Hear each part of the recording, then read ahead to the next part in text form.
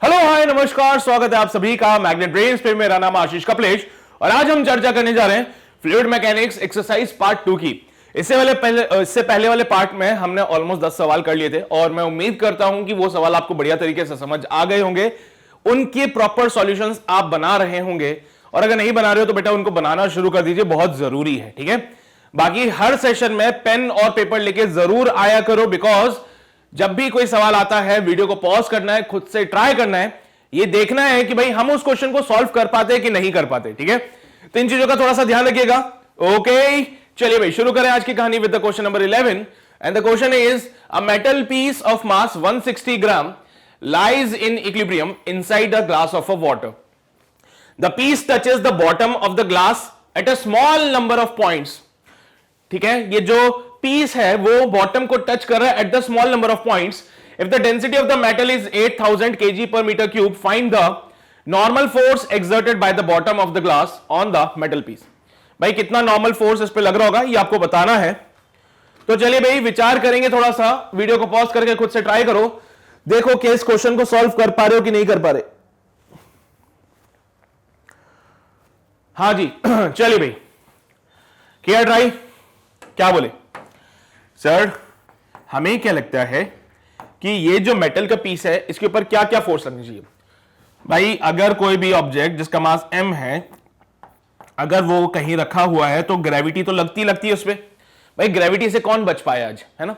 कोई भी नहीं बच पाया। सर इस पे भी ग्रेविटी लगेगी, ग्रेविटी की वजह से ये मेटल पीस नीचे जाना चाहेगा, ग्रेविटी की वजह से मेटल पीस नीचे जाना चाहेगा।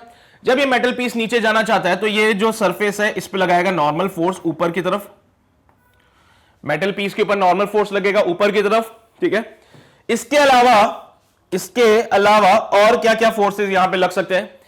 सर इसको हमने रखा है फ्लूइड के अंदर, इसको हमने रखा हुआ है फ्लूइड के अंदर, और अगर ये फ्लूइड के अंदर रखा हुआ है, अगर ये फ्लूइड के अंदर रखा हुआ है, सो इन दैट केस इसके ऊपर एक बायंट फोर्स भी लगने वाला है ना? नहीं लगेगा बायंट फोर्स इसके ऊपर? बेशक लगेगा सर। सो बायंट फोर्स की टेंडेंसी है कि वो इसको ऊपर की तरफ पुश करे। ठीक है, तो दीज आर द फोर्सेस जो कि लग रहे हैं। तो आप देख लीजिए, normal plus buoyant force will be equal to the mg। क्यों? क्योंकि साहब क्वेश्चन में बोला गया है ये किस में है, इक्विलिब्रियम में है, और अगर ये इक्विलिब्रियम में है तो normal force plus buoyant force will be equal to the mg। Normal force plus buoyant force will be equal to the mg। तो यहां से the normal force is given by mg minus का buoyant force, mg minus का buoyant force. ठीक है, clear है? अच्छा साहब, इन सब के लिए हमें थोड़ी सी चर्चा करनी पड़ेगी। बायंट फोर्स होता है रो जीवी, तो यहां पे normal force is given by mg minus का रो जीवी। रो उस फ्लूइड का डेंसिटी होता है जिसमें इसको हमने रखा हुआ है। Rho is the density of the fluid जिसमें हमने इसको रखा है। सर मास को भी v के फॉर्म में कन्वर्ट कर लें क्या, ताकि v को एक साथ लिख दे तो अच्छा लगेगा थोड़ा सा? क्यों भाई, क्या बोलते हो तुम लोग? ऐसा कर लिया जाए तो मैंने बोला या तो आप मास की जगह नॉर्मल वैल्यूज पुट करते चलिए, या तो आप मास की जगह सीधा पुट कर दीजिए 160 ग्राम और करके सॉल्व कर दीजिए तो भी आंसर आएगा। वॉल्यूम की दिक्कत है बेसिकली, तो मैं क्या कहता हूं कि मास को लिखते हैं sigma into volume into g minus का rho g v. So it comes out be sigma minus का रो जीवी। बेटा sigma is the density of the material and rho is the density of the fluid, है ना? तो कितना हो जाएगा बेटा? मेटल का जो डेंसिटी है वो है 8000, लिक्विड का है 1000 इंटू जी की वैल्यू 10 होती है। अच्छा वॉल्यूम कितना होता है बेटा? वॉल्यूम ऑफ द क्यूब कितना होगा? डायमेंशंस तो दे के नहीं रखे हम लोगों को, अगर हमें इसके डायमेंशंस नहीं दे रखे so the volume is given bye कितना होगा बेटा? मास अपॉन डेंसिटी। अरे डेंसिटी मास अपॉन वॉल्यूम, तो वॉल्यूम मास अपॉन डेंसिटी, तो मास अपॉन डेंसिटी बोले तो 160 डिवाइडेड बाय डेंसिटी कितनी बेटा? 8000। डेंसिटी कितनी? 8000।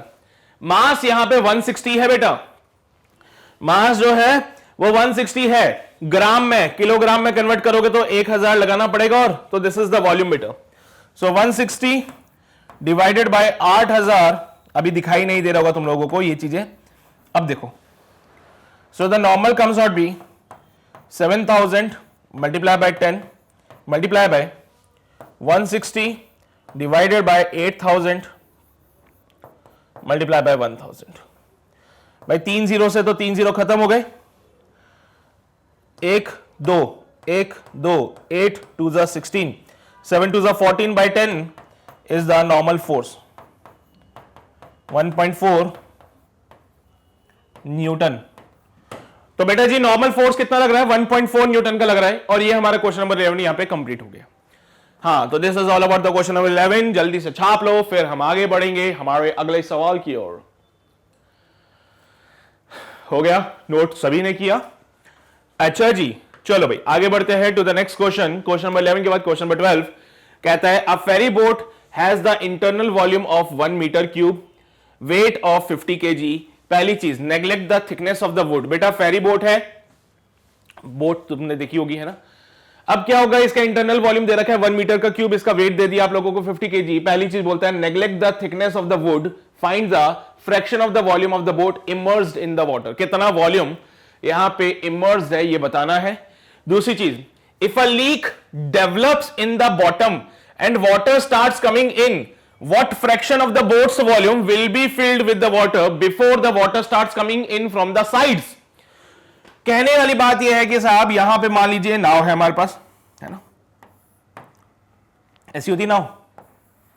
पता नहीं सर ऐसी होती कि नहीं होती है ना, हमने तो देखी नहीं कभी। चलिए भाई, this is the ferry boat. अब हुआ यूं कि बेटा जी इसके अंदर जो वॉल्यूम है it is of 1 metre cube. अब इसका कुछ वॉल्यूम यहां पे डूबा हुआ होगा पानी के अंदर।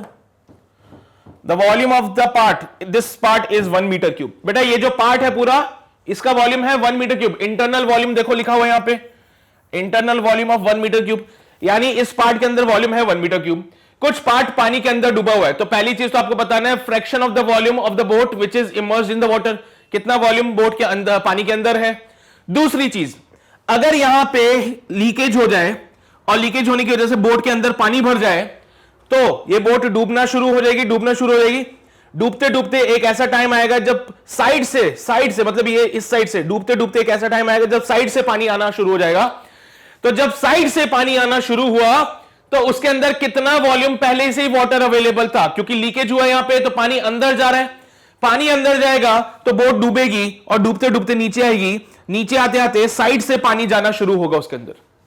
जब ये बोट डूबते हुए नीचे आएगी तो साइडों से भी पानी आना शुरू होगा। तो बोल रहा है जब साइडों से पानी आना शुरू हुआ तो बोट के अंदर कितना volume of the water available था, क्योंकि लीकेज हुआ है तो पानी वहां से भी अंदर जा रहा है ना। तो सोचो जरा, विचार करो क्या चीज। पहली चीज तो आपको यह बतानी कि कितना वॉल्यूम जो है वो पानी के अंदर है। पहला सवाल तो यही है कि कितना वॉल्यूम पानी के अंदर है ऑलरेडी। तो इसको सॉल्व करेंगे सभी लोग, दिमाग लगाएंगे। So what are the given datas बेटा। पहली बात तो वॉल्यूम दे रखे हम लोगों को इसका 1 मीटर क्यूब। पहली चीज तो वॉल्यूम दे रखा है 1 मीटर क्यूब। दूसरी चीज, अगर मैं इसके वेट की बात करूं तो इट इज योर mg, और mg को सॉल्व करेंगे it comes out be 50 g, बोले तो 500 न्यूटन।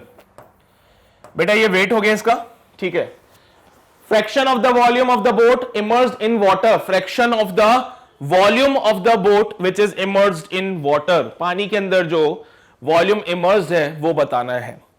भाई एक बात बताओ, क्या इस बोट पे लगेगी ग्रेविटी? ग्रेविटी से कोई बच पाया आज तक? नहीं बच पाया साहब। तो इस बोट पे लगी सर gravity mg in the downward direction. पानी के अंदर है, पानी लगाएगी उसके ऊपर buoyant force in the upward direction, और ये पानी में तैर रही है।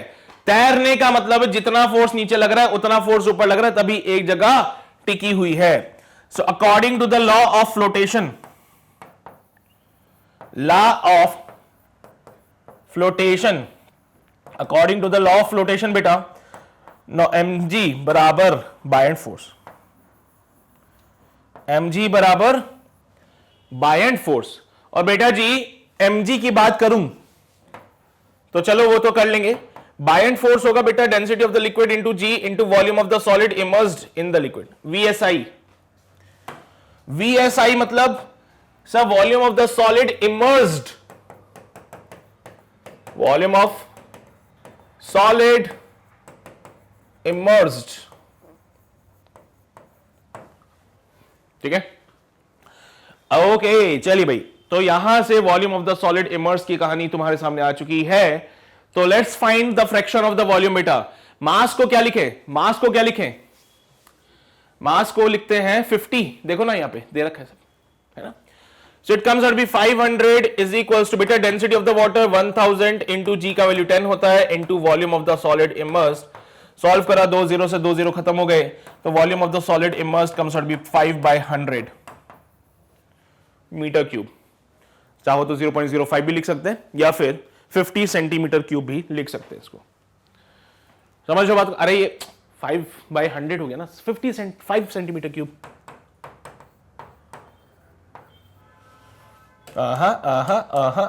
नहीं नहीं नहीं, मीटर क्यूब,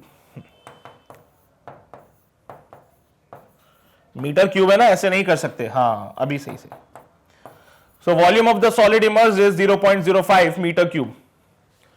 वो अगर फ्रैक्शन पूछ ले, तो क्या लिखोगे बेटा?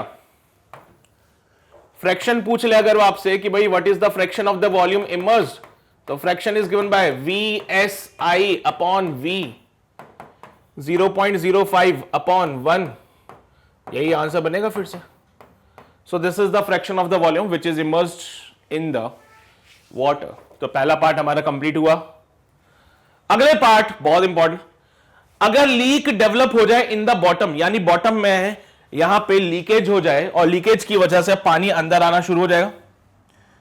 यहां पे हो गया लीकेज, लीकेज की वजह से पानी अंदर आना शुरू हो गया, पानी अंदर भरता हुआ जाएगा, बोट डूबती हुई जाएगी, पानी अंदर भरता हुआ जाएगा, बोट डूबती हुई जाएगी। और जब ये बोट डूब रही होगी तो एक ऐसा समय आएगा जब पानी साइड से अंदर आना शुरू हो जाए। साइड से मतलब समझ लो ना, बोट डूब गई, ये पानी था, है ना, पहले बोट ऊपर होती है, ये पानी बोट ऊपर, बोट नीचे डूबती आई, और ये क्या साइड से पानी आने लग गया अंदर। तो जब ये पानी साइड से अंदर आना शुरू हो जाएगा, क्या उस टाइम पे this whole part will be immersed.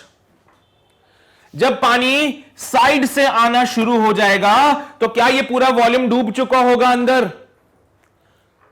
नहीं होगा? बिल्कुल होगा सर।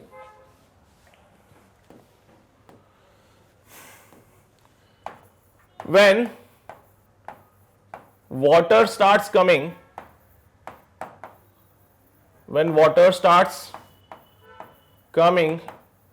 from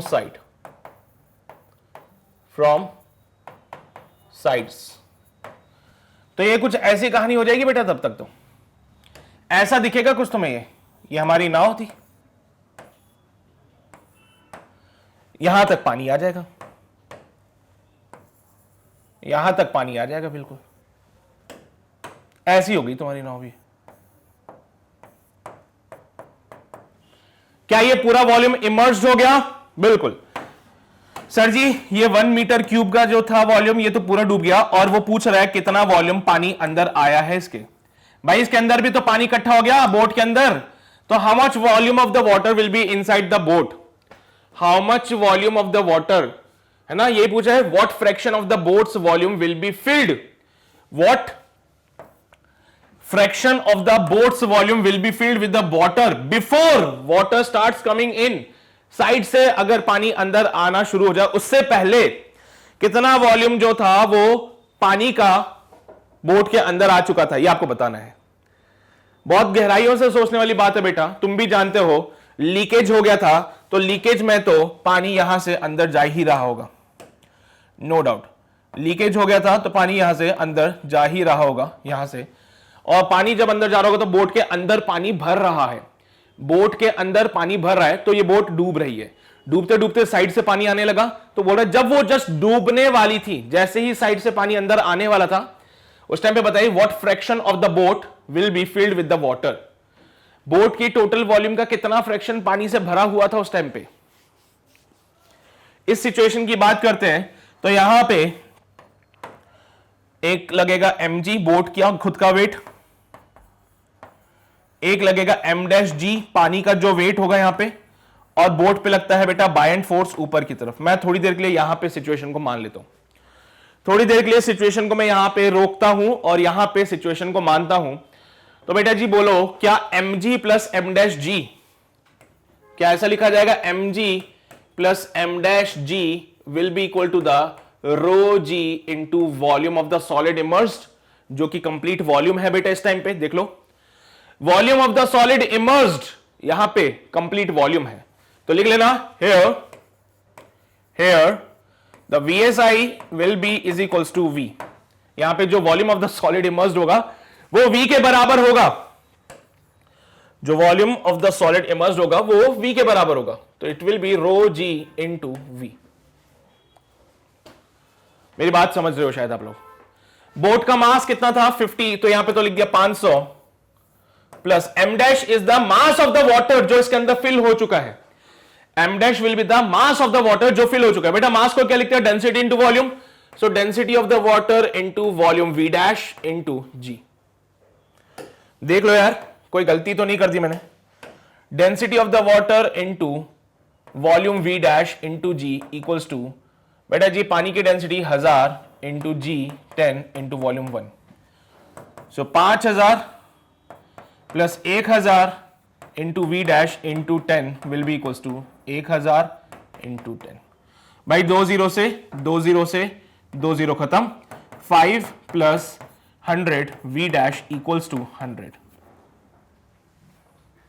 ठीक है, सो यहां से 100 v dash will be equals to 95, so v dash will be 0.95 metre cube.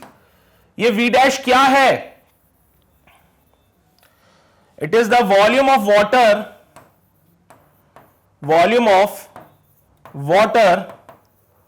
Inside the boat.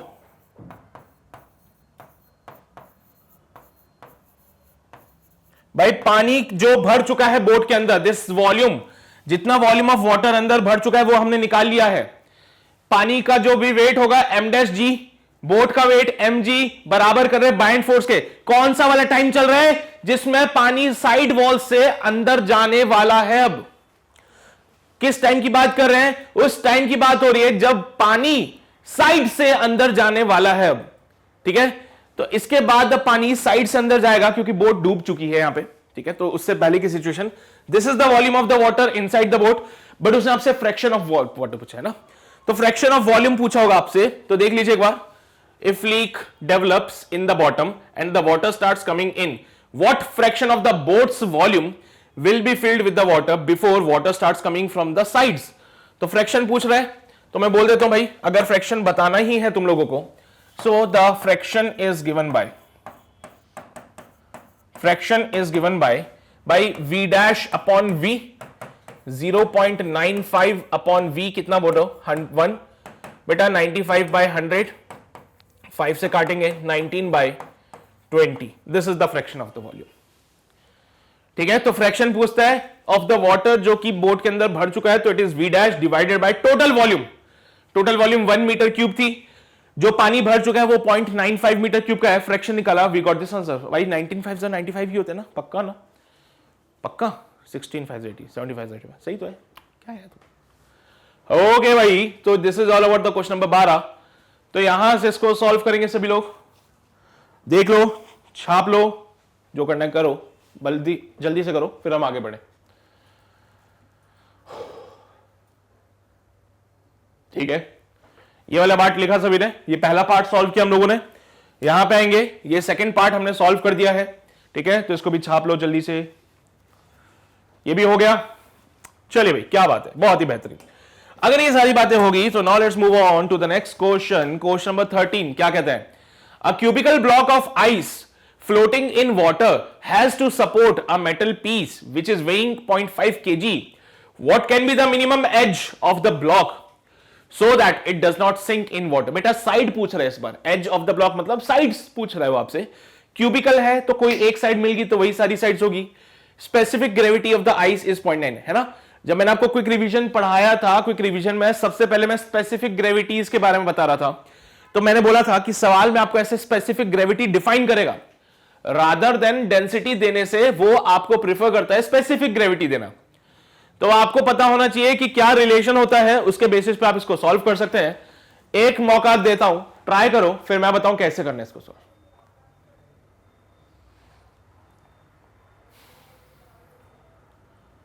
चलिए भाई करें try. So cubical block of ice floating in water has to support metal piece. तो एक cubical block बनाया metal का कोई छोटा सा टुकड़ा होगा जिसको ये सपोर्ट कर रहा है। मेटल का जो पीस है उसका वेट यहां पे दे रखा है 0.5 केजी का है, 0.5 केजी का है। क्यूबिकल ब्लॉक का कुछ मास वगैरह कुछ नहीं दे रखा। अब इन्होंने बोला है what can be the minimum edge of the block. भैया इसका साइड बता देना कितना हो सकता है, मिनिमम साइड कितनी हो सकती है, so that the it does not sink in water, जिससे कि ये पानी में डूबे ना, पानी कहां तक बनाए सर, यहां तक भी कौन ना डूबे है, edge of the block so that it does not sink in water, specific gravity of the ice is given. ठीक है भाई, पानी में ना डूबे तो यहां तक तो आ सकता है पानी में ना डूबे यहां तक तो पानी आ सकता है। भाई अगर यहां तक पानी आ सकता है तो भी पानी में कंप्लीटली डूबा हुआ तो नहीं है, ऊपर वाला सरफेस अभी बाहर है। हमने क्या बोला, पानी में नहीं डूबना चाहिए साहब, पानी में नहीं डूबना चाहिए। तो मैंने बोला एक काम करो, यहां तक आयो, या फिर एक काम करो, छोड़ो, ले लिया मैंने कहीं से भी रैंडम ले लिया। भैया पानी में डूबा हुआ है क्या, नहीं सर, पानी तो यहां तक था, सिर्फ पानी तो यहां तक था। अब तुम भी समझदार, मैं भी समझदार, एक इसका खुद का वेट और यहां पे डब्बे का वेट मैंने एम डैश मान लिया। डब्बे का वेट मैंने मान लिया कितना, एम डैश। डब्बे का वेट मैंने कितना मान लिया, एम डैश। बेटा जी यहां पे कौन से फोर्सेस लगेंगे, पहली बात तो नीचे लगेगा m plus m dash into g. लगेगा कि नहीं लगेगा, बेशक लगेगा साहब। M plus m dash into g, ये तो डब्बे का वेट हो गए दोनों के मिला के। भाई पानी में है, पानी में होने के कारण ये will experience the buoyant force as well, और क्योंकि तैर रहा है पानी में, डूबा नहीं है पानी में, तो मैंने बोला according to the law of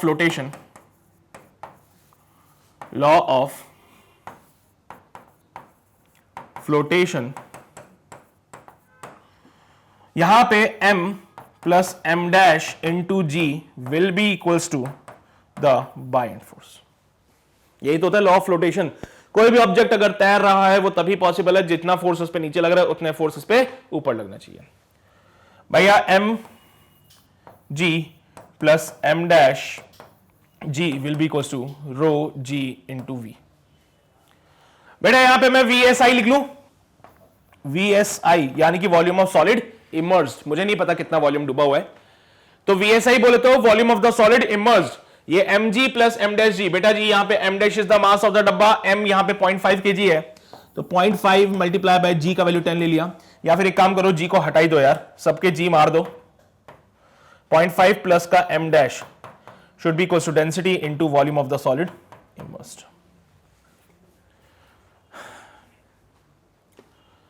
क्या कहते हो तुम लोग, सही जा रहे, सही चल रहा है सब कुछ, ठीक है। तो यहां पे अब क्या करें,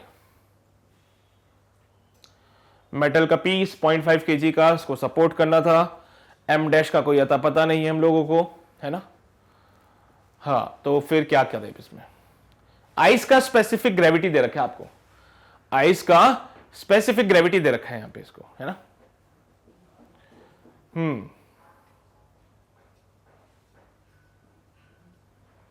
मैं क्या बोलता हूं कि यार यहां पे अगर हम इसको VSI को देखें, सो it comes out be like something 0.5 plus का, है ना। इसको देखो, इट विल बी 0.5 प्लस का, मास को लिखते हैं डेंसिटी इनटू वॉल्यूम। तो भैया आइस क्यूब की डेंसिटी पता है 0.9 multiply by 1000 into volume divided by density of the fluid 1000 should be equals to volume of the solid immersed, है ना।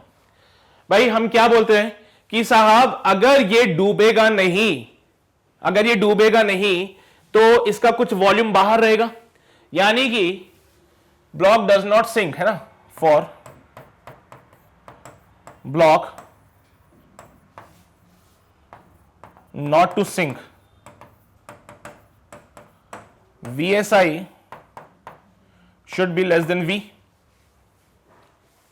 देख लो एक बार, मैंने क्या बोला कि ये जो VSI है वो V से तो कम ही होगा। अरे ऑब्वियसली बात है, अभी बताओ टोटल वॉल्यूम साहब ये वाला, ये डूबा हुआ नहीं है, तो जो वॉल्यूम इमर्ज्ड है वो टोटल वॉल्यूम से तो कम ही है ना। जब ये पूरा डूब जाएगा, जब ये पूरा डूब जाएगा तो VSI V के बराबर होगा। अभी VSI is less than V है बेटा, अभी VSI जो है वो लेस देन V है। सॉल्व करते हैं, VSI की वैल्यू उठा के रख देते हैं। सो 0.5 प्लस का 900 V शुड बी अपॉन का 1000 should be less than V। ठीक है, चलेगी बातें।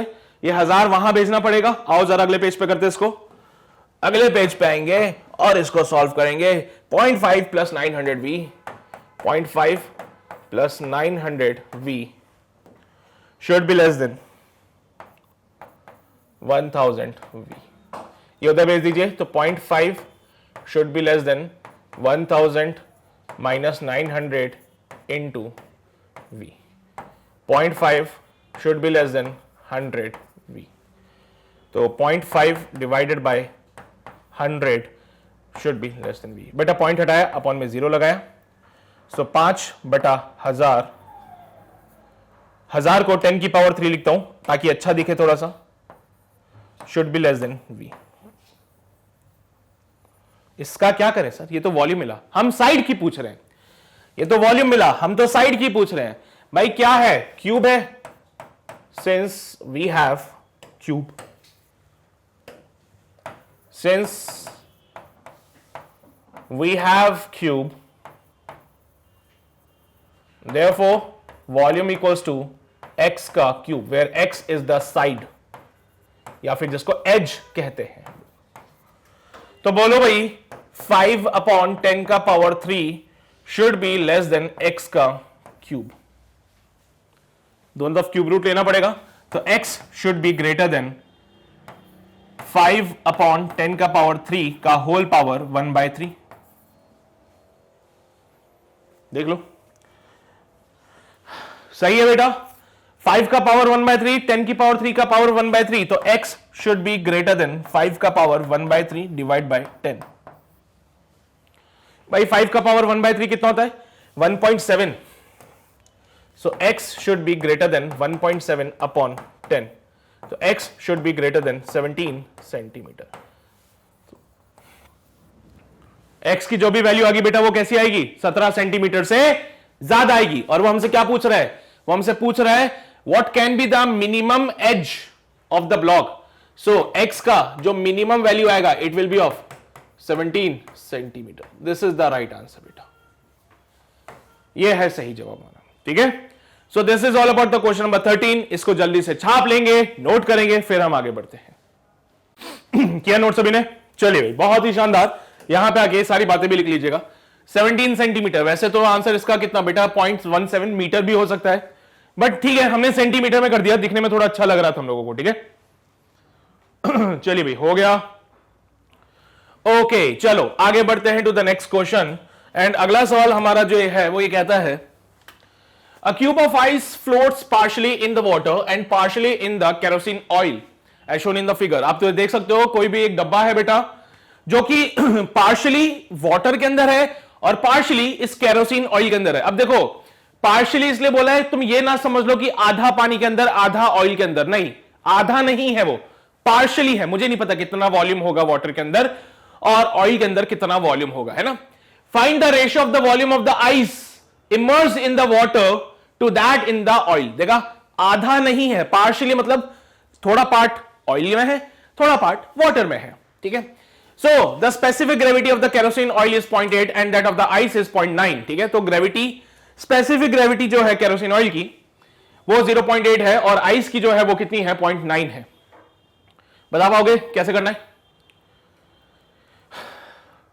बता देंगे, हो तो जाएगा, पर मैं चाहता हूं एक बार पेन पेपर का इस्तेमाल कर लो, देखो भाई कैसे सॉल्व किया जा सकता है इसको। हो गया, दिमाग लगाया तुम लोगों ने। मैं क्या कहता हूं कि साहब इस डब्बे का खुद का वेट होगा आइस क्यूब का, which is mg acting in the downward direction. सहमत हो? पानी इसके ऊपर एक बायंट फोर्स लगाएगा ऊपर की तरफ, this is the buoyant force of the water. Oil भी इसके ऊपर एक बायंट फोर्स लगाएगा ऊपर की तरफ, this is the buoyant force of the oil. ठीक है, तो यहां पे बोला क्योंकि ये फ्लोट कर रहा है बेटा, इट इज फ्लोटिंग, है ना। and according to the law of flotation,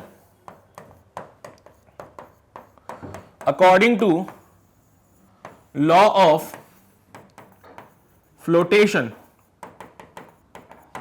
law of flotation के तहत हम ये जानते हैं कि mg will be equal to the B of the oil plus B of the water.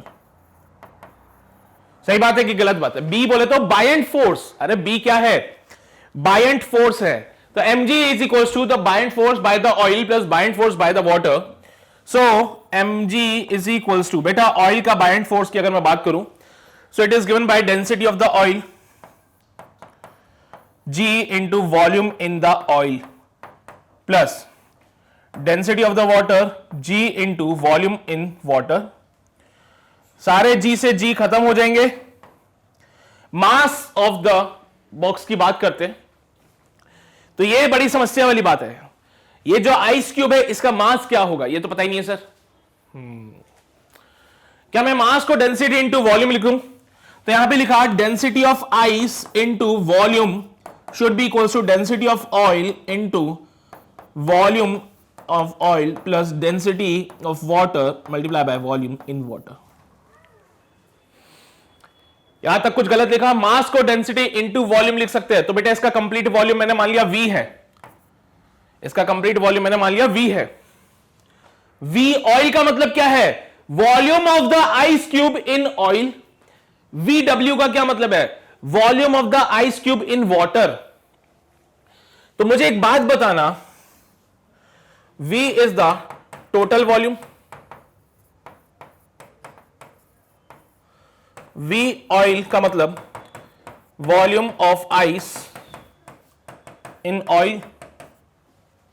VW का मतलब volume of ice in water. बेटा ये आइस क्यूब है ना, तो बस उसके हिसाब से बातें कर रहे हैं. तो मुझे एक बात बताओ, this is the volume of ice in oil, this is the volume of ice in water. तो दोनों को जब मैं मिला दूंगा तो क्या मुझे टोटल वॉल्यूम नहीं मिलेगा? जब मैं दोनों को मिला दूंगा तो क्या मुझे टोटल वॉल्यूम नहीं मिलेगा? बिल्कुल मिलेगा sir. So this is the total volume. तो V is equals to volume of the oil plus volume of the water. इस V को उठा के यहां पे पुट करना है आपको. इस V को उठा के यहां पुट करना है, आपस में सॉल्व करना है. ऑयल और वाटर के लिए रेशियो मिल जाएगा आपको VW अपॉन V ऑयल का रेशियो चाहिए. ठीक है, आपको VW और V ऑयल का रेशियो चाहिए. तो दिमाग लगा लो जल्दी से. देखो भाई क्या आंसर बनता है इसका. करें अगले पेज पे सॉल्व इसको. आओ भाई, देखो सबकी स्पेसिफिक ग्रेविटी दे रखी है. केरोसिन ऑयल की 0.8 है. Specific gravity of the ice is 0.9. Specific gravity of the water is 1, है ना. तो the equation can be rewritten as density of ice into V, density of the oil into volume in oil plus density of water multiply by volume in water. So ice के लिए यहां पे density जो होती है वो कितनी होती है?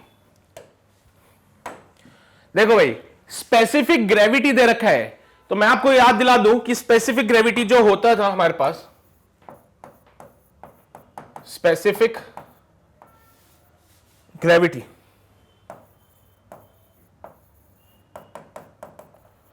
इज द डेंसिटी ऑफ, जो भी इसका भी फाइंड करना है, upon density of water. Density of the substance upon density of the water is your specific gravity. Oil के लिए बात करें तो इट इज कितना था? 0.8 equals to density of the oil upon density of the water 1 होता है बेटा. तो density of the oil comes out be 0.8. कहानी किस में चल रही है? CGS में है या SI में है? देख लीजिएगा एक बार. सर कुछ नहीं बोला उन्होंने, कुछ भी नहीं बोला. CGS SI की बातें कर ही नहीं रहा, तो हम CGS में ले लेते हैं. ठीक है. सो बेटा density of the water is 1 ग्राम पर सेंटीमीटर क्यूब. तो डेंसिटी ऑफ द ऑयल आ गया. Density of the ice is again 0.9, ये भी आ गया हमारे पास. और डेंसिटी ऑफ द वाटर कितना बोला था आपने? 1. ये सब किस में चल रहे बेटा? इन ग्राम पर सेंटीमीटर क्यूब. तो आइस की जगह 0.9 multiply bye V oil plus V water. Density of the oil is 0.9 multiplied by V oil plus water के लिए 1 into VW.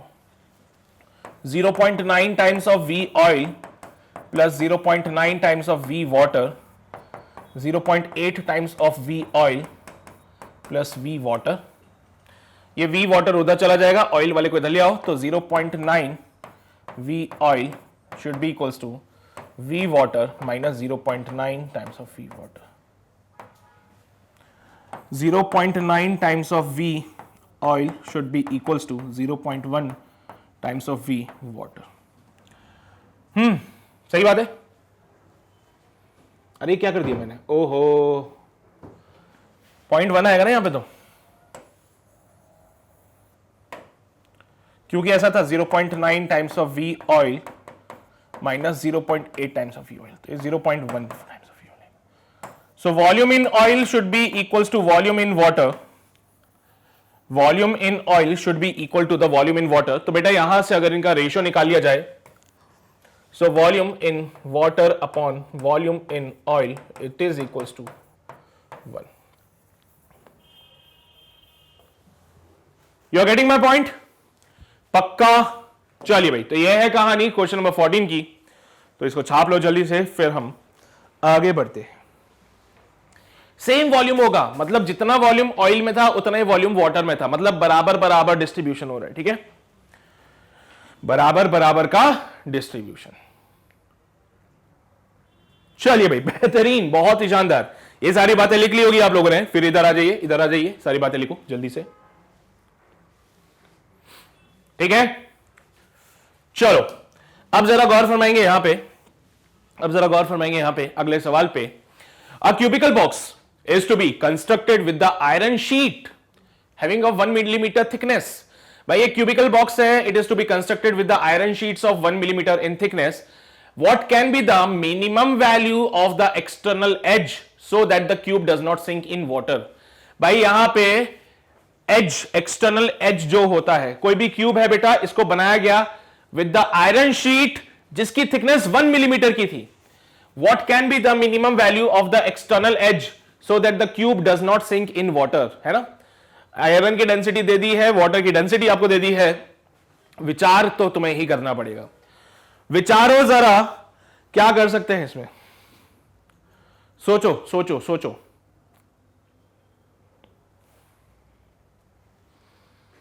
सोचा कुछ?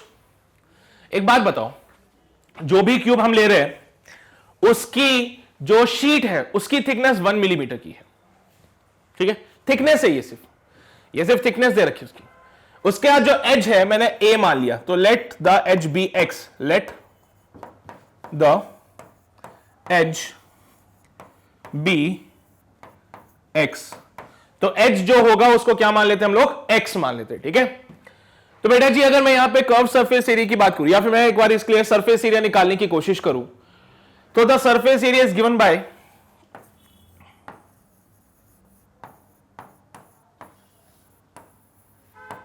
6x का स्क्वायर. सोचो ना कैसे, सरफेस एरिया 6x का स्क्वायर क्यों? क्योंकि साहब क्यूब है, नॉट अ स्क्वायर. साहब क्यूब है, स्क्वायर नहीं है. तो यहां पे अगर सामने वाले फेस का एरिया निकालूं, क्योंकि अगर ये x होगा तो ये भी x होगा, तो सामने वाले फेस का एरिया कितना? x का स्क्वायर. कुल मिला के कितनी फेसेस है हमारे पास? 6. कुल मिला के कितनी फेसेस है हमारे पास? 6. तो 6 है तो 6x square is the surface area. अरे एक फेस ये, एक फेस ये 2, एक फेस इधर का 3, एक फेस पीछे वाला 4, एक फेस ऊपर वाला 5 और एक फेस नीचे वाला 6. 6 फेसेस हैं, हर एक फेस का एरिया x का स्क्वायर. तो यहां पे the surface area of the cube is given bye 6x square. The surface area of the cube is given bye 6x का स्क्वायर. अब साहब थिकनेस जो होगी it will be of, thickness will be of 1 millimetre. Thickness जो होगी बेटा it will be of 1 millimetre, यानी कि 10 की पावर माइनस का 3 मीटर. तो the volume of the cube that is V is given by 6x का स्क्वायर मल्टीप्लाई बाय 10 की पावर माइनस का 3 metre cube. This is the volume, complete volume of the cube, ठीक है।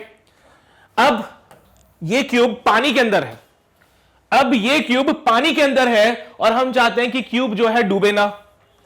हम क्या चाहते हैं बेटा कि ये जो क्यूब है वो डूबे ना। तो क्यूब नहीं डूबना चाहिए, जिसके लिए हम क्या करें, क्यूब नहीं डूबना चाहिए, उसके लिए हम क्या करें सर जी। मान लो जैसे कि अगर यहां पे आपने क्यूब बनाया था ये वाला,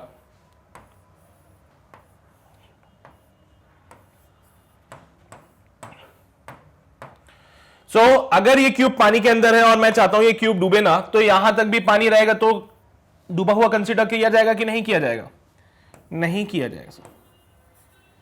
यहां तक भी पानी है तो कोई दिक्कत नहीं है साहब, डूबा हुआ नहीं है ये अभी पूरा, है ना, सरफेस तो बाहर ही है इसकी। तो पानी, पानी के अंदर ही क्यूब हमारा कैसा है सर, सरफेस बाहर है इसकी, बाकी का वॉल्यूम अंदर है, ठीक है। सरफेस बाहर है इसकी, बाकी का जो वॉल्यूम है वो कहां है, अंदर है साहब इसका। क्लियर है ये बातें। अच्छा, अगर मैं बात करूं यहां पे, तो एक बात बताओ, क्या इसके ऊपर लगेगा mg acting in the downward direction? बेशक लगेगा सब mg। साथ ही साथ इस पे लगेगा बायएंड फोर्स, नहीं लगेगा बायएंड फोर्स, लगेगा ना। इस पे लगा mg नीचे की तरफ, इस पे लगा बायएंड फोर्स। अब बात ये आती है कि इसका जो एज है वो कितना ले रखा है आपने, x। इसका जो एज है वो आपने कितना ले रखा है, x।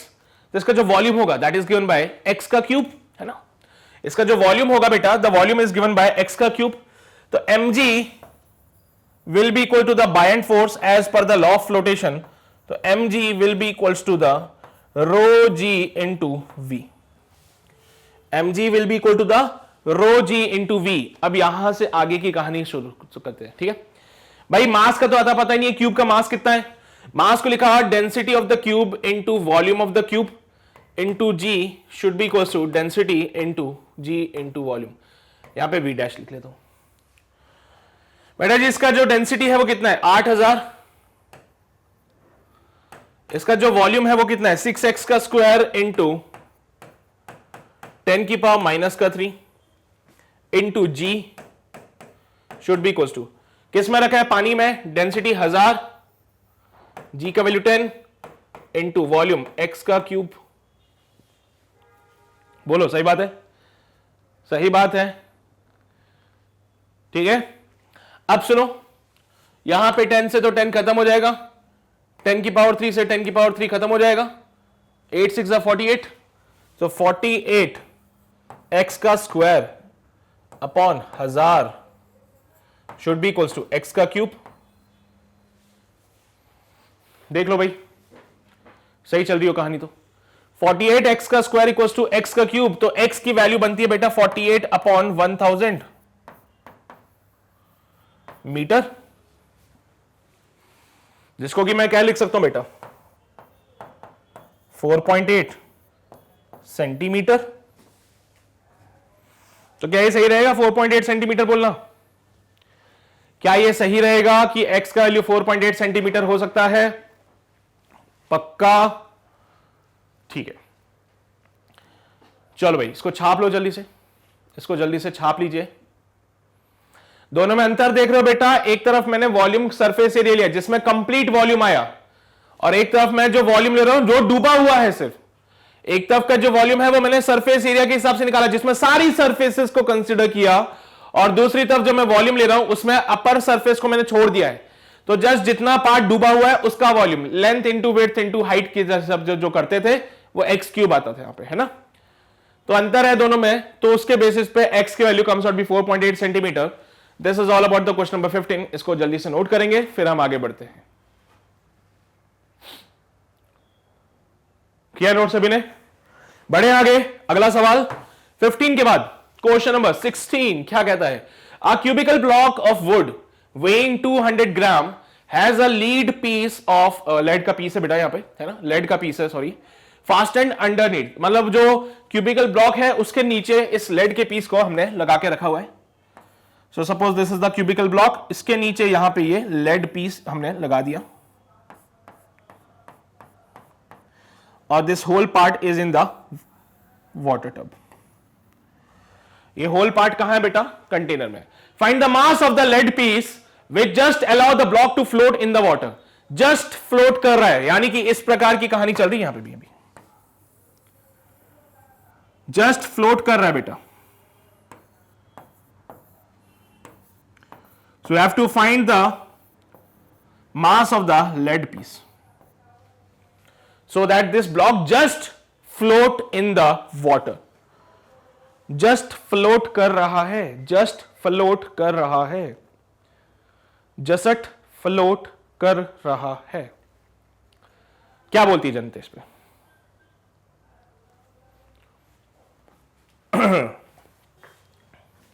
साहब क्यूबिकल ब्लॉक जो है इसका वेट तो मैं जानता हूं, लिख देता हूं।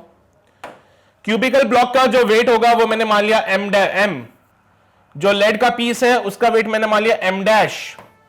तो ओवरऑल इस पे जो फोर्स लगेगा नीचे की तरफ लगेगा which is given by m plus m dash into g। साथ ही साथ इस पे लगेगा buoyant force in the upward direction which is your b। According to the law of flotation ये पानी में दस तैर रहा है, तो according to law of flotation, according to the law of flotation, m plus m dash into g will be equals to the buoyant force. m plus m dash into g will be equal to the buoyant force। बेटा clear है की बात है? So यहां से mg plus m dash g will be the buoyant force। Clear है यहां तक? अच्छा साहब बायेंट फोर्स कितना होगा? Rho g into volume of the solid immersed. भाई कितना सॉलिड इमर्स्ड है? सब पूरा का पूरा ही तो डूबा है वो। तो यहां से m g plus m dash g equals to rho g into v. बेटा जी जी से जी सारे खत्म कर देना।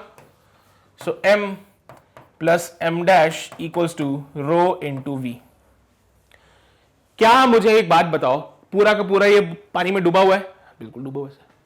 पूरा का पूरा पानी में डूबा हुआ है तो कंप्लीट वॉल्यूम मेंशन करेंगे यहां पे इसका हम लोग, है ना। अब एक बात बताओ, वॉल्यूम में कौन कौन आएगा? सर जो वॉल्यूम आप कंप्लीट वॉल्यूम बोल रहे हो उसमें कौन कौन आ रहा है? तो यहां पे the volume is the volume of the water which is displaced here,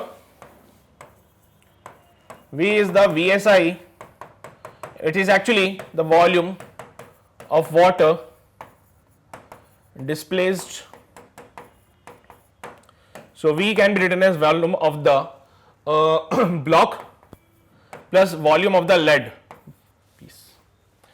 V में कौन कौन आएगा बेटा? एक तो ब्लॉक आएगा, ब्लॉक के लिए मैंने B लिख दिया, और लेड के लिए PB लिखते हैं तो यहां पे PB लिख दिया। तो V की जगह पे लिखता हूं VB प्लस VPB, तो M plus M dash rho into volume of the block plus volume of the lead. Mass upon density से ही सॉल्व करते हैं इसको भी, मास अपॉन डेंसिटी से ही सॉल्व करते हैं बेटा इसको भी, बोलो ना। तो मास अपॉन डेंसिटी से जब आप इसको सॉल्व करोगे तो क्या बनेगा? अरे यार density equals to mass upon volume, तो वॉल्यूम बोल रहे हो तो मास अपॉन डेंसिटी, तो लिख दिया यहां पे m तो पता ही है खैर हम लोगों को 2200 ग्राम है सब ये, plus m dash equals to, मैं सारी कहानी यहां पे सीजीएस में चला रहा हूं, मैं सारी कहानी यहां पे सीजीएस में चला रहा हूं। सीजीएस में चलाने से density of the water is 1 ग्राम पर सेंटीमीटर क्यूब। सो यहां से डेंसिटी ऑफ द वुड, या जिसको डेंसिटी ऑफ द ब्लॉक आप कह रहे थे, वो आएगा 0.8 and the density of the lead is 11.3, क्योंकि इनके स्पेसिफिक ग्रेविटी दे रखी है। Specific gravity is the density of the substance या फिर density of the fluid upon density of the water. Water की डेंसिटी 1 है तो density of the object upon density of water equals to the specific gravity. तो अगर आप CGS system को consider करते हो, अगर आप सीजीएस सिस्टम को कंसीडर करते हो तो जो आपकी स्पेसिफिक ग्रेविटी वही आपकी डेंसिटी भी हो जाएगी। तो यहां पे लिक्विड का डेंसिटी 1 होता है बेटा, 1 multiply by volume of the box is the mass of the block divided by density of the block plus mass of the lead upon density of the lead. So 200 plus m dash equals to 200 divided by, beta density of the block is 0.8 plus का m dash divided by 11.3। Solve करना पड़ेगा इसको solve करते हैं बेटा। Let's solve this on the next page, मिटा देते हैं। तो ये बनेगा 200 प्लस m डैश, 200 प्लस का m dash should be equals to 200 divide by 0.8 plus m dash divided by 11.3। लेके चलो सबके पास m डैश को वहां ले आऊं क्या? यही काम करो, m डैश को इधर ले आओ। तो m डैश माइनस का m dash upon 11.3 equals to 200 upon 0.8 minus का 200। सो ये बनेगा 10.3 upon 11.3 m dash should be equals to कितना हो जाएगा बेटा? ये 50। नहीं है मेरे पे भरोसा, पॉइंट हटाया 8 से काट दो। ये बनेगा बेटा 250। पता नहीं बनेगा कि नहीं बनेगा साहब, है ना, हम तो जानते भी नहीं इतना। अरे यार 2 से 4, 4 से 25, तो ये क्या बन गया? 250 बन गया ना। ये 250 माइनस 200 50, 250 माइनस का 200 इज योर 50। और जब हम इसको सॉल्व करेंगे m डैश को, तो बनेगा 1.3 multiply by 50 divide by 10.3। So solve किया, 113 multiply by 5 divide by 10.3। 5 3 is 15, 5 1 is 5, 1 6, 5 1 is 5 divide by 10.3। Point हटाया, एक जीरो लगाया। Now let's solve this part बेटा। ग्राम में आंसर आएगा, इसको सॉल्व करना है। इसको सॉल्व करना है, you will get the answer in the grams. कितना बनेगा ये? 103 है सर। 10 को 54 से करके देखते हैं। चलिए देखो भाई, 5650, वैसे तो 54 के लगभग वैल्यू बना के देखो, या फिर 55 के लगभग बना के देखो। 103 को 55 से मल्टीप्लाई करो, देखना आंसर ऐसा बनेगा। आप कैसे अंदाजा लगाते हो सर इसका? अरे सोचो ना, 10 को 54 से मल्टीप्लाई करा तो 540 आएगा। 10 को 54 से मल्टीप्लाई करूंगा तो यहां पे 540 के लगभग वैल्यू बनेगी, नहीं बनेगी? पर ये तो 103 है ना, तो मैं आइडिया तो लगा ही सकता हूं ना कि इसके करीब होगा। जैसे 5 3 15, 5 3 15। लो भाई, लगाया ना अंदाजा कि उसके करीब होगा। 103 को 55 से मल्टीप्लाई किया, 5665 आ रहा है। यानी 55 तो नहीं, 55 से थोड़ा सा कम, तो 54.8 ले लूं ग्राम्स में। 55 नहीं, लेकिन हां उससे थोड़ा सा कम, क्योंकि 55 से इसको अगर मैं मल्टीप्लाई करूंगा so it comes out be 5665, जो कि 5650 से ज्यादा है। तो मतलब 55 तो नहीं होगा, 55 से कम। कितना? ज्यादा ही कम नहीं, थोड़ा सा कम, 54.8। आइडिया लगाया बेटा। हो सकता है आज जब कैलकुलेशन करो तो 54.6 आ रहा हो, किसी का 54.7 आ रहा हो, चलेगा ना, कोई दिक्कत नहीं है। ऐसी कोई दिक्कत नहीं है कि एग्जैक्ट 54.8 ही आए या 54.9 आए, कईयों का अलग अलग आंसर्स आ सकते हैं, तो चलेगा बेटा इसमें, ठीक है। So this is all about the question number 16। उम्मीद करता हूं बात आपको समझ आ रही होगी। इसको छाप लीजिए जल्दी से, फिर हम आगे बढ़ते हैं हमारे अगले सवाल की ओर। किया नोट सभी ने? बढ़े अगले सवाल की ओर। चलिए भाई, 16 के बाद आगे बढ़ते हैं, क्वेश्चन नंबर 17 पे आते हैं। और क्वेश्चन नंबर 17 क्या बोलता है? Solve the previous problem if the lead piece is fastened on the top surface of the block. अब इसी लेड पीस को हमने क्या किया? टॉप सरफेस पे लगा दिया। अब बताओ क्या होगा? तो ये रहा हमारा वो लेड पीस, ये रहा हमारा क्यूबिकल बॉक्स, ये रहा वो कंटेनर जिसके हमने अंदर इसको रखा हुआ था, और ये लो भाई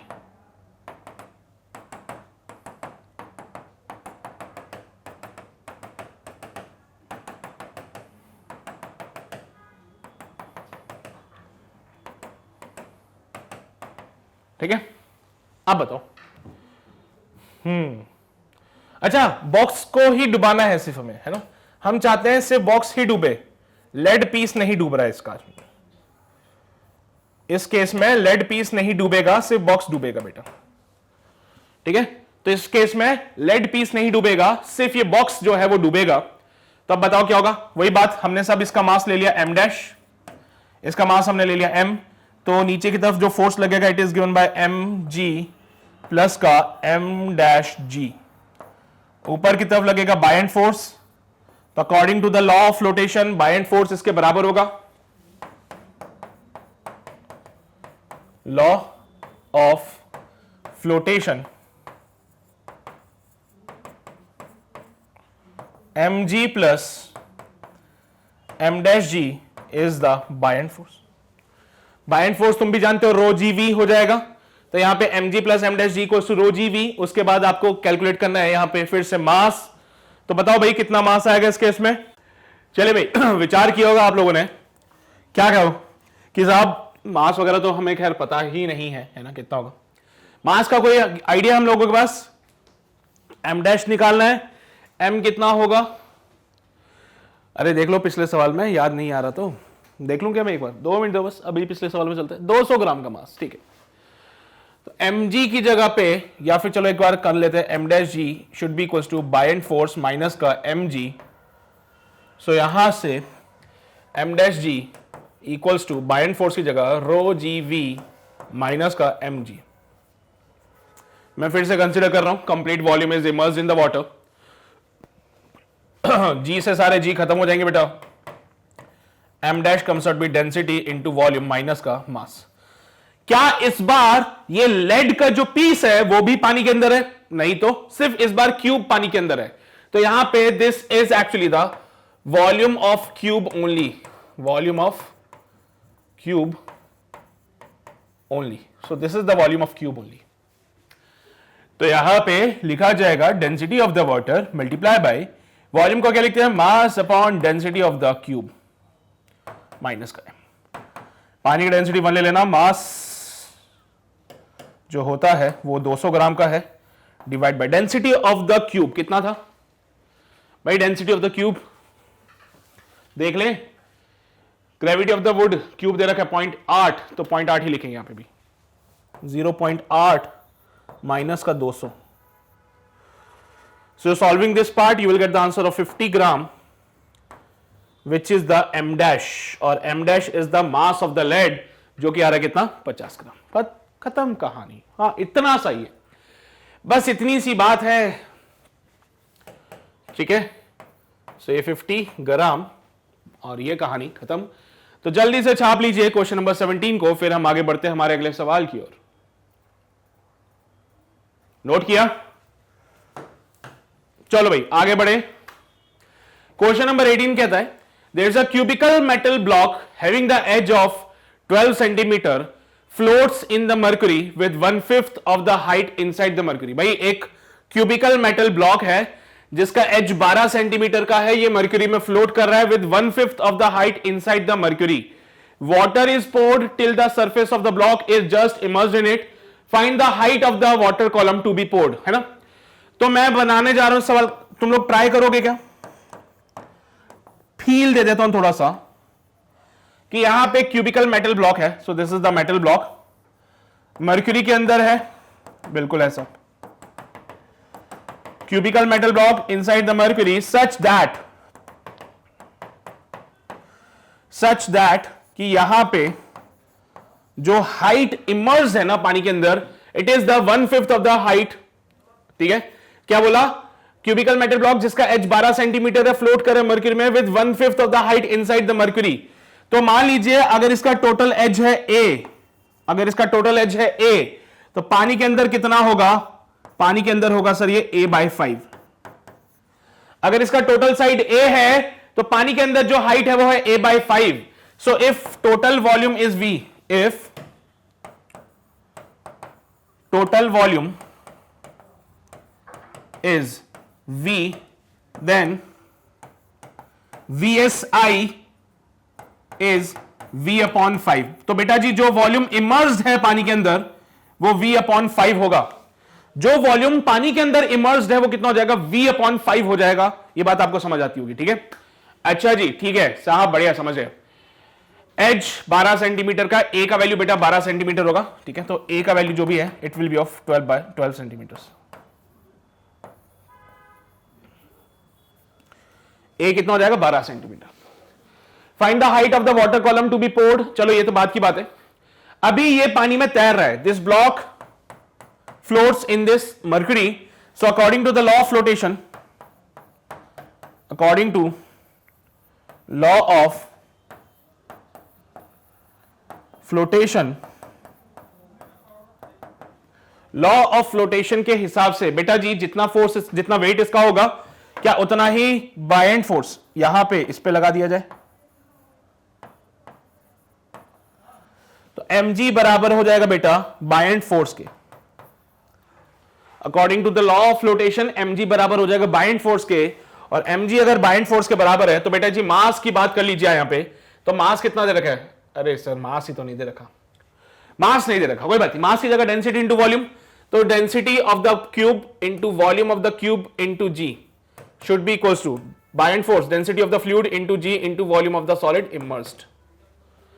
तो यहां से अगर आप बात करो तो g से g खत्म हो जाएगा, तो density of the cube into volume equals to density of the fluid into v by 5, v से v खत्म हो जाएगा, so density of the cube is equals to density of the mercury divided by 5। Mercury का density 13.6 है और upon में 5 कर देना।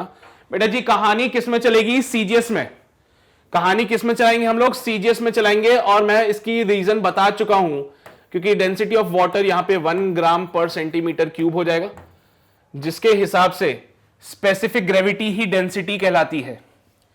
अगर मैं यहां पे सीजीएस सिस्टम लेता हूं तो density of the water is 1 ग्राम पर सेंटीमीटर क्यूब, और अगर डेंसिटी ऑफ वाटर 1 ग्राम पर सेंटीमीटर क्यूब है तो जो स्पेसिफिक ग्रेविटी है that is the density of that substance.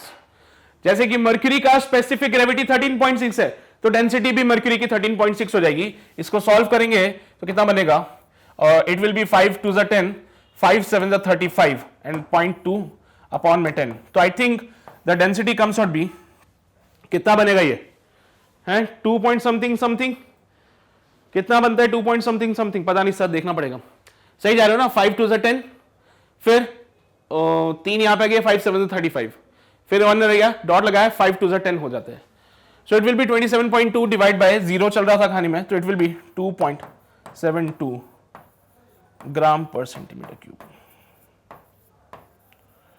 So this should be the density of the cube. बेटा ये क्या गया, डेंसिटी ऑफ द क्यूब आ गया मेरे पास, है ना। ऑलराइट, चलिए यहां तक की कहानी क्लियर है। अब गौर फरमाना क्या कहना चाहते हैं वो। आपको ये जगह दिख रही होगी ऊपर वाली, ये ऊपर वाली जो जगह है इसके अंदर वो बोलते हैं पानी भर दो। ये जो रेड रेड कलर से मैं भर रहा हूं, ये पानी मैंने भरा, तो बोलता है कि इसके अंदर आप पानी भर दीजिए, जिससे कि जो क्यूब है वो जस्ट इमर्ज्ड हो जाए। जस्ट इमर्ज मतलब सरफेस दिखती रहेगी, बाकी का क्यूब डूब जाएगा। तो उसने बोला ये जो खाली जगह मिली थी इसमें पानी भर दीजिए, जिससे कि क्यूब जस्ट इमर्ज हो जाए। तो find the height of the water column, कितनी हाइट तक पानी को भरा जाए जिससे कि क्यूब जस्ट इमर्ज हो जाए, कितनी हाइट तक पानी को भरा जाए जिससे कि क्यूब जस्ट इमर्ज हो जाए। अब तुम्हारा दिमाग ये चल रहा होगा कि सर ऐसा भी तो हो सकता है ना कि जितनी हाइट बची हुई है, a/5 डूबा हुआ है, बचा हुआ जो होगा a-a/5, इतनी हाइट तक पानी भरने से काम बन जाएगा। पर ऐसा नहीं है, पानी भरोगे तो भाई उसका भी बाइंड फोर्स आएगा, ये और ऊपर उठेगा फिर, है ना। तो कुछ हाइट तक पानी भरना पड़ेगा। जैसे पानी भरोगे तो ये क्यूब और ऊपर उठेगा, ठीक है। जैसे पानी भरोगे तो क्यूब और ऊपर उठेगा। तो ये दिमाग मत लगाना कि सर ये टोटल हाइट a है, ये a/5 है, तो बचा हुआ होगा a-a/5, यानी कि 4a/5। इतनी हाइट का पानी भर दो तो ये जस्ट डूब जाएगा। नहीं भैया, फिक्स नहीं है क्यूब। जैसे तुमने पानी भरा, बायएंड फोर्स और लगेगा पानी का, ये क्यूब और ऊपर उठ जाएगा। तो आपको कितना पानी भरना पड़ेगा ये बताना है। तो हाइट ऑफ द वाटर जो आपको फिल करना पड़ेगा, ये आपको विचार करना है। तो इसका डायग्राम मैं अगले पेज पे बनाता हूं ताकि चीजें और अच्छे से क्लियर है आप लोगों को। तो इसका डायग्राम कुछ इस प्रकार से बनेगा।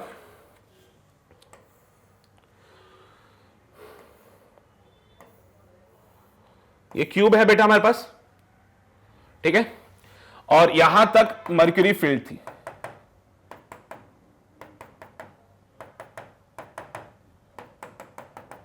यहां तक पूरी क्या है बेटा, मर्क्यूरी फील्ड है सर।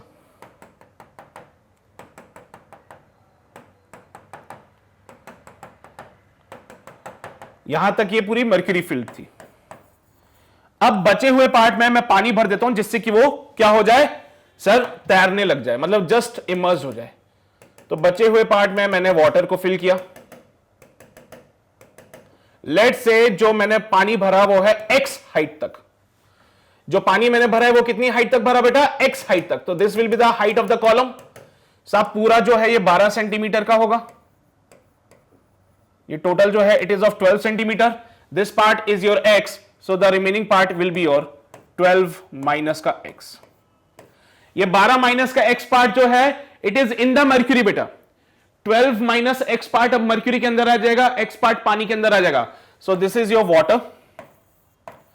बात समझ रहे हो बेटा कैसे हो रही है? पानी को भरा x हाइट तक, टोटल क्यूब की हाइट थी 12, ये x, तो remaining x minus 12 minus x बेटा, remaining 12 minus x is in the part of the mercury. मैं एक लाइन बना देता हूं ताकि आपको थोड़ा सा अंतर क्लियर हो जाए कि यहां से लेके यहां तक मर्क्यूरी था नीचे नीचे और ऊपर हमने पानी भरा। तो यहां तक अगर बात करो तो x हाइट तक पानी भरा और 12 minus x part is in the mercury now. ठीक है, अंतर समझ रहे हो दोनों में? x बताना पड़ेगा। सर यहां पे अगर हम बात करें तो बॉक्स पे लगता है जो force which is the mg, mercury की तरफ से एक बायेंट फोर्स लगेगा which is given by b of hg। Water की वजह से भी it will experience the buoyant force which is given by b of the water w। क्योंकि ये तैर रहा है सर, तो according to the law of flotation, according to law of flotation क्या बोलते हो, buoyant mg will be equal to the buoyant force of the mercury plus buoyant force of the water. mg will be equal to the buoyant force of the mercury plus buoyant force of the water. Clear है यहां तक बातें? mg की जगह mass को लिखेंगे density into volume into g is equals to density of the mercury into volume of the solid in the mercury VHG multiply by g plus density of the water, volume of the box in the water into g. VHG is the volume of the box inside the mercury, VW is the volume of the box in the water and V is the total volume. सारे g से g खत्म हो जाएंगे बेटा। So we are left with sigma into V. Sigma क्या है बेटा? Density of the cube into volume of the cube. Density of the mercury into volume of the box in the mercury, density of the water into volume of the water, volume of the box inside the water। ठीक है बेटा जी, जो total volume है, दो total volume is given bye कितना, cube है, total volume कितना होगा सर, साइड का क्यूब, Hg की डेंसिटी 13.6 इंटू बेटा कितना वॉल्यूम मर्क्यूरी के अंदर है, कितना वॉल्यूम मर्क्यूरी के अंदर है सर, नीचे वाला पार्ट 12 का स्क्वायर और हाइट कितना बेटा, हाइट कितना 12 माइनस का x, हाइट कितना 12 माइनस का x। देखो ना यार, बेस का एरिया, ये क्रॉस सेक्शनल एरिया जो होगा ये तो 12 इंटू 12 ही होगा, ये नीचे वाला जो एरिया है वो तो 12 इंटू 12। मर्क्यूरी में कितना हाइट है, मर्क्यूरी के अंदर कितनी हाइट है 12 माइनस 6। वाटर के लिए बात करें, वाटर की डेंसिटी होती है बेटा 1 मल्टीप्लाई बाय 12 का स्क्वायर इंटू कितना है x, x height is in the water. यहां पे बनेगा sigma into 12 should be equal to 13.6 into 12 minus का x प्लस x। बोलो सही बात है कि गलत बात है यार? कुछ गलत लिख रहा हूं तो बोलते जाना। ये 12 का क्यूब था, 12 के क्यूब को लिखते हैं 12 का स्क्वायर इंटू 12, ये 12 का स्क्वायर 12 का स्क्वायर 12 का स्क्वायर सब आपस में खत्म हो जाएंगे। तो sigma into 12 equal to 13.6 into 12 minus x plus का x। बेटा सिग्मा कितना आया था 2.72 multiply by 12 should be equal to 13.6 multiply by 12 minus का 13.6 प्लस का x। एक काम कर सकते हो, इसको इधर ले आओ तो 12 कॉमन निकला, 2.72 माइनस का 13.6 should be equal to x को कॉमन लिया माइनस का 13.6 माइनस का 1 कितना हो जाएगा बेटा ये, सो 12 मल्टीप्लाई बाय 13.6 में से 2.72 माइनस करते हैं, 13.6 में से 2.72 माइनस किया तो 10 में से 2 गए 8, यहां पे 5 हो गए 7 8 15 होते हैं, ये 0 और ये 1, तो बेटा इट कम्स अभी माइनस का 10.88 should be equals to x into बेटा ये कितना हो जाएगा माइनस 13.6 प्लस का 1, तो इट विल बी माइनस का 12.6। माइनस से माइनस मर जाएंगे, x का जो वैल्यू बनेगा it is 12 multiply by 10.88 divided by 12.6। समझदार लोगों को इशारा काफी होता है। इशारा क्या कहता है तुमसे कि साहब ये देखो 12 और ये 12.6 लगभग लगभग काट सकते हैं इसको, मतलब जो भी आंसर आएगा 10.88 से कम होगा। क्यों? क्योंकि सर अगर, एक मिनट को, हाँ, अगर ये 12 होता, अगर अपॉन में 12 होता तो 12 से 12 खत्म हो जाता, आंसर आता 10.88। बट डिनोमिनेटर में वैल्यू ज्यादा तो आंसर थोड़ा सा कम, डिनोमिनेटर में वैल्यू ज्यादा तो ओवरऑल आंसर थोड़ा सा कम आएगा, यानी 10.88 से थोड़ा सा कम, अप्रोक्सीमेटली मैं ले लेता हूं इसको 10.4 सेंटीमीटर।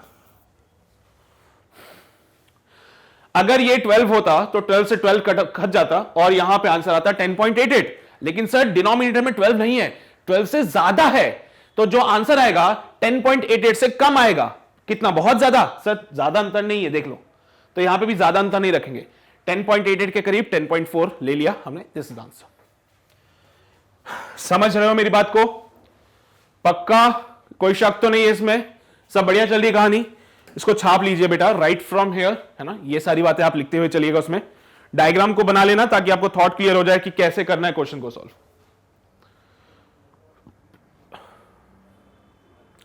किया नोट सभी ने? समझ रहे हो बात को तुम लोग? इधर आओ, ये सारी बातें लिखो, ये सारी बातें लिखो। हो गया बेटा ये भी? पक्का? चलिए जी, बहुत ही शानदार। सो क्वेश्चन नंबर 18 हमारा हो गया complete. Now let's move on to the next question. Question number 19 कहता है a hollow spherical body of inner and outer radius of 6 centimetre. तो भाई यहां पे एक हॉलो स्फेरिकल बॉडी है जिसका इनर रेडियस और आउटर रेडियस दे रखा है 6 centimetre and 8 centimetre respectively. It floats half submerged in water. बेटे कुछ इस प्रकार से फ्लोट कर रही है कि इसका आधा पार्ट पानी में है। Find the density of the material of the sphere. तो मटेरियल ऑफ द स्फीयर की डेंसिटी आपको बतानी है, कितनी होगी? तो बता सकते हो आप लोग कैसे करना है इस क्वेश्चन को सॉल्व? बता सकते हैं आप लोग कैसे करेंगे इस क्वेश्चन को solve?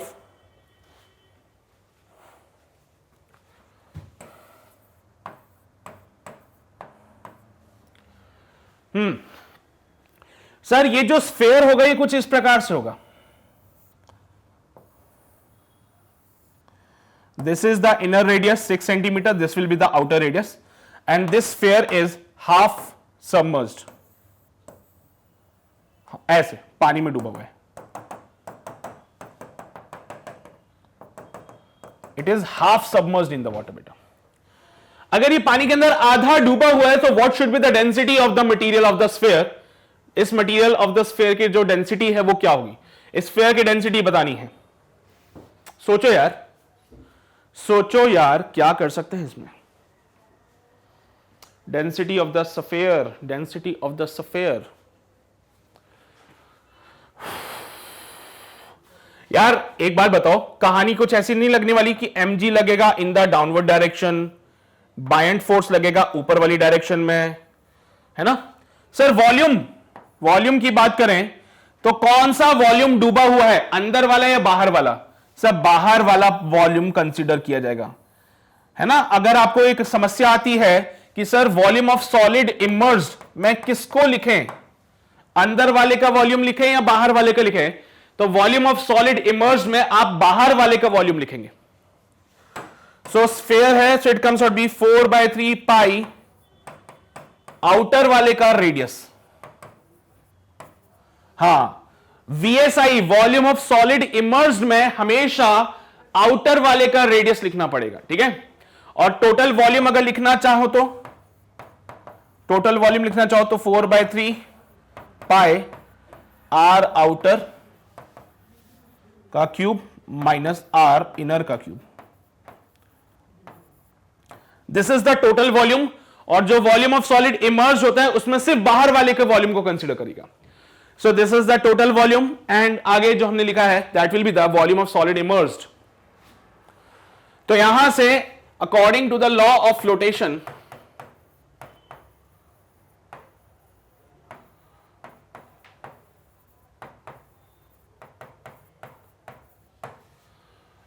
mg is equal to the buoyant force. mg buoyant force के बराबर होता है। भाई मास की अगर हम बात करें तो कितना लिखे पता नहीं सर, डेंसिटी लिख लो इसकी sigma into volume into g. Mass को क्या डेंसिटी इंटू वॉल्यूम लिखते हैं, equal to density of the water into volume of the solid immersed into g. और सर आधा वॉल्यूम डूबा हुआ है, आधा वॉल्यूम डूबा है तो it is given by half. सिर्फ आधा वॉल्यूम डूबा है तो हाफ से मल्टीप्लाई करना मत भूलिएगा उसको।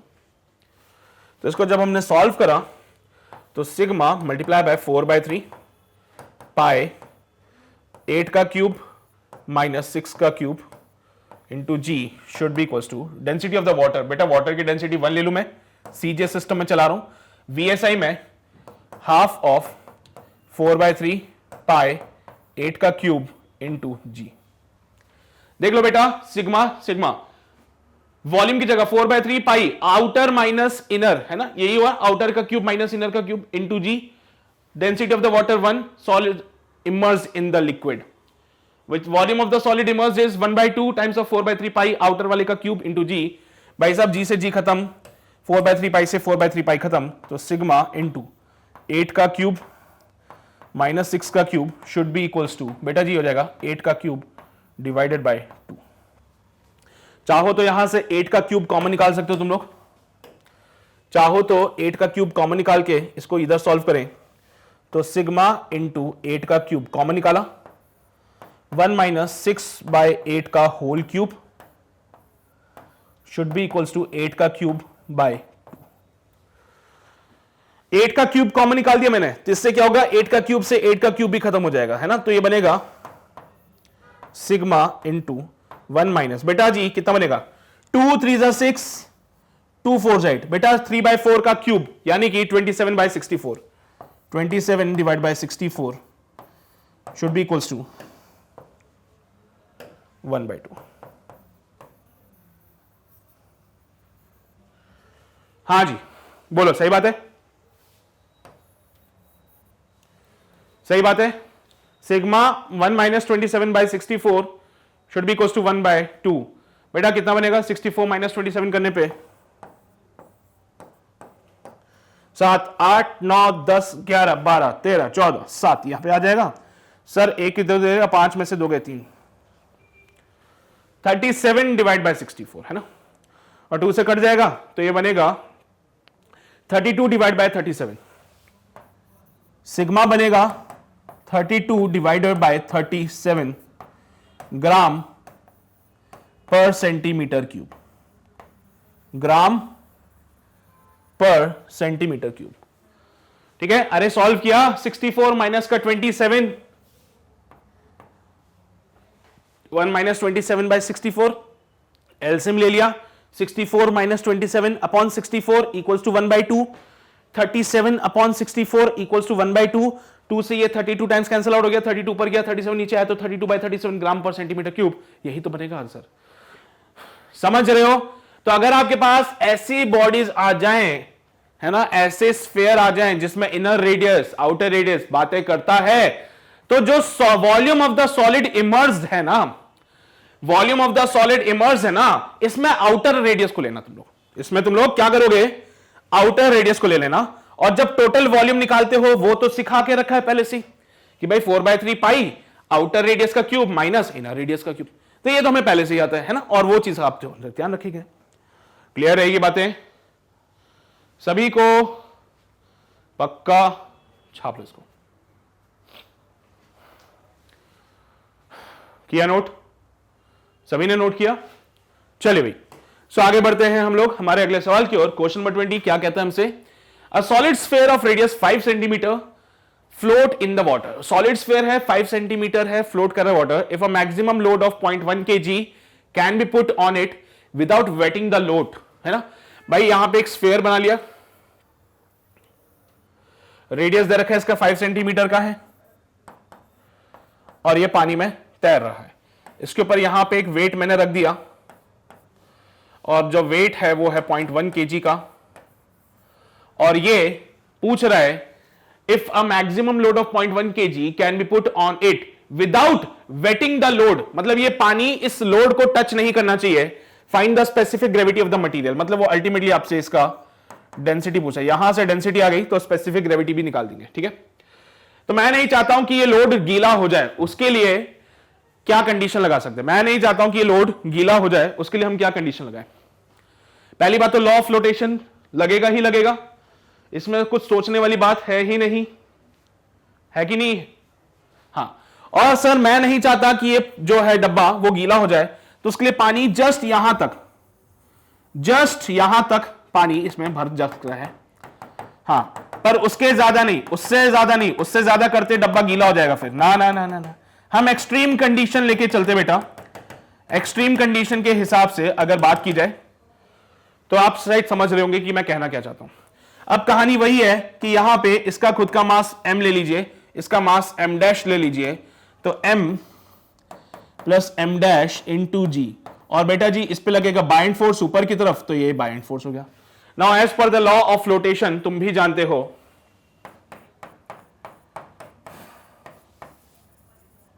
Law of flotation, as per the law of flotation by m plus m dash g, m plus m dash into g should be equal to the buoyant force. Now the buoyant force, you know better, it is rho gv. So m plus m dash into g should equals to rho g into v. g से g खत्म हो जाएगा, m plus m dash equals to density into volume. By mass of the object is m dash which is 0.1. यहां पे इसका density निकालना है, तो इसको लिख सकते हैं डेंसिटी इंटू वॉल्यूम प्लस का 0.1 should be equals to density of the water into volume. भाई टोटल वॉल्यूम इसका डूबा हुआ है, टोटल वॉल्यूम ही क्या बोलूं, डूबा हुआ है। तो भैया अगर टोटल वॉल्यूम ही डूबा हुआ है तो मेरे लिए तो काम आसान हो जाएगा फिर, बोलो सही बात है कि नहीं? तो यहां से सिग्मा को क्या लिख सकता हूं, रो वी माइनस का 0.1, रो वी माइनस का 0.1 है ना, तो यहां पे इसको लिखेंगे sigma v is equals to rho v minus का 0.1, तो sigma is equals to rho v minus का 0.1 अपॉन वी। क्या है ये, पानी, तो सिग्मा इज इक्वल्स टू बेटा रो की जगह 1 इंटू वॉल्यूम माइनस का 0.1 upon volume, so sigma comes out be 1 minus का 0.1 अपॉन वी। अब वॉल्यूम की बात रही तो वॉल्यूम कितना हो सकता है इसका, भाई स्फेयर है, रेडियस 5 सेंटीमीटर है, तो वॉल्यूम को कैसे डिफाइन किया जाए साहब, it is 4/3 pi r cube. The volume is given by 4/3 pi r cube. क्या पूरा का पूरा डूबा हुआ है पानी के अंदर? बिल्कुल साहब। तो जस्ट पुट करिए वैल्यूज को, देखिए क्या आंसर बनता है इसका, पुट करिए बेटा वैल्यूज को, देखो क्या आंसर बनता है इसका। चलो इसको अगले पेज पे सॉल्व करते हैं।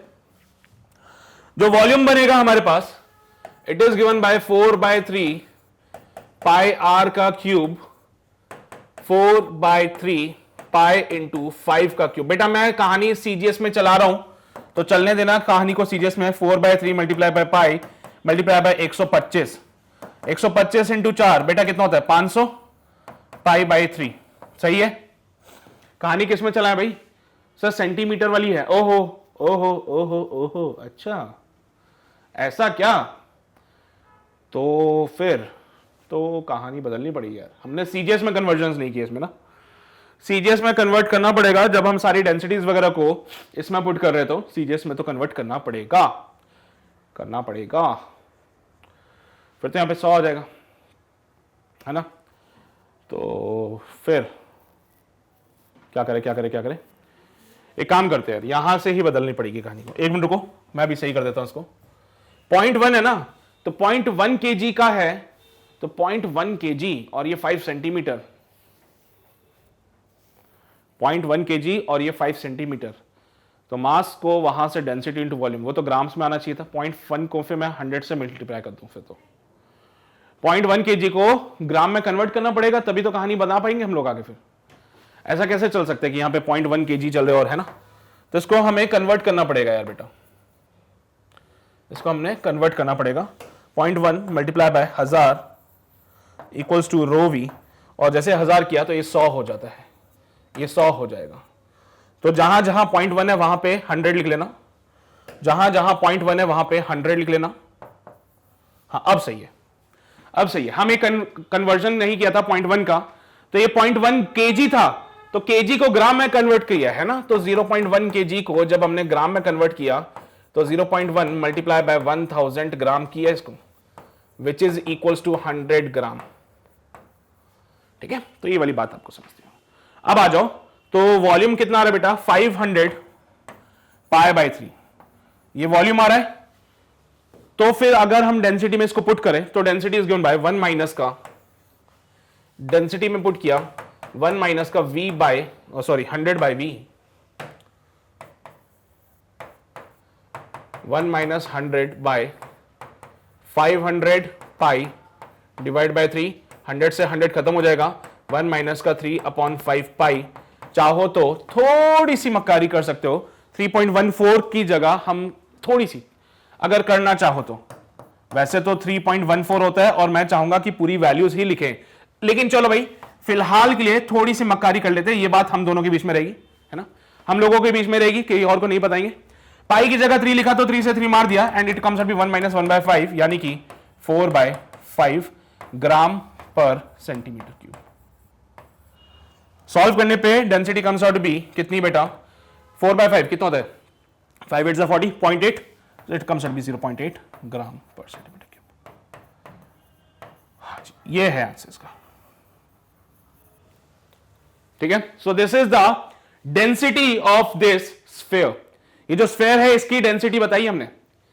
ठीक है, अब सुनो, उसने तो स्पेसिफिक ग्रेविटी पूछा था तुमसे, तुम कहां डेंसिटी बताने में लगे पड़े हो, उसने तो स्पेसिफिक ग्रेविटी पूछा था। तो भाई मैंने क्या बोला, हम डील कर रहे हैं सीजीएस सिस्टम में। सीजीएस सिस्टम में अगर हम डील करेंगे तो वहां पे डेंसिटी बोलो या फिर स्पेसिफिक ग्रेविटी बोलो, एक ही बात है। क्यों? क्योंकि साहब जो स्पेसिफिक ग्रेविटी है वो क्या है, sigma upon density of the water. Sigma कितना है, 0.8, डेंसिटी ऑफ द वाटर कितनी होती है 1, तो आंसर अभी भी कितना आएगा, 0.8 ही आएगा। तो स्पेसिफिक ग्रेविटी कितनी हो जाएगी उसमें, 0.8 हो जाएगी फिर उसमें।